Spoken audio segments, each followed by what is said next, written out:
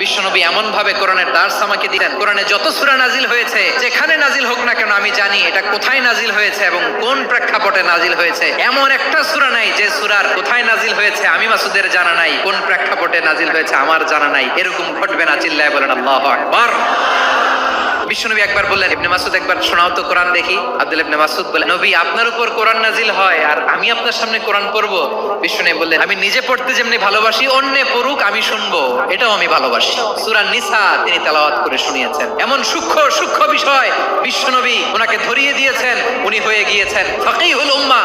ওনার চাইতে বড় ফকি এই পৃথিবী আর দেখবে না। উনি বিশ্বনবী সবার কাছে কোরআন শোনায়, কিন্তু বিশ্বনবী নিজে মাসুদের আব্দুল্লাহ ইবনে মাসউদের কাছ থেকে কোরআন শুনতো। ওমরে ফারুকের সময় কুফার বিচারপতি ছিলেন, তাহলে উনাকে বিশ্বনবী বানিয়েছেন আইনবিদ, ফাকিহ। হিউম্যান রিসোর্স ডেভেলপমেন্ট কিভাবে করবেন, মানব সম্পদের উন্নয়ন কিভাবে করতে হয়, কিভাবে যার যেখানে প্রতিভা কাজে লাগাতে হয় উনি দেখিয়েছেন। সুবহানাল্লাহ পড়বেন না?